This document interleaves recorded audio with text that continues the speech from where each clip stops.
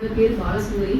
நான் வந்து பார்த்தீங்கன்னா ஒரு 5 வருஷத்துக்கு முன்னாடி ஒரு சிறு தொழில் மையம் அப்படின்னு சொல்லிட்டு ஒரு இது எடிஷியாவில் வந்து பார்த்தீங்கன்னா ஒரு லோன் எடுத்து ஒரு பிஸ்னஸ் ஸ்டார்ட் பண்ணோம். அதில் சக்ஸஸ் பண்ண முடியல.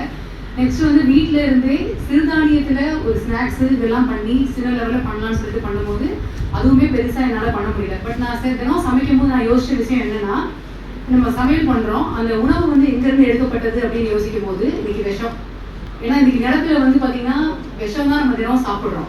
அப்போ அந்த நிலத்தை மேம்படுத்துறதுக்கு என்ன பண்ணலாம் அப்படின்னு யோசிக்கும் போது இயற்கை விவசாயத்தை வந்து பெருசாக கொண்டு வரணும் அப்படின்னு யோசிக்கும் போது தான் நிறைய ப்ராடக்ட் பேஸ்ட் கம்பெனிஸ் நிறையா இருக்குது. என்னதான் நம்ம பஞ்சகவியம் இதுன்னு செஞ்சாலுமே அந்த ப்ராடக்ட் பேஸ்ட் கம்பெனியில் பண்ணும்போது இயற்கை உரங்கள் கொடுத்தா தான் மண் வளத்தை பாதுகாக்க முடியும். அந்த மண்ணில் இருந்து தான் அடுத்தடுத்து மனுஷங்களை வந்து நல்லபடியாக கொண்டு போக முடியும். ஏன்னா நான் ஒரு இதில் படிக்கும்போது பார்த்தீங்கன்னா அடுத்த ஜென்ரேஷன் சாகக்கூடிய நிலைமையை வந்து பார்க்கக்கூடிய ஸ்டேஜ் நம்ம எல்லாம் இருக்கும். இப்போ நான் 1980 பிறந்தேன்.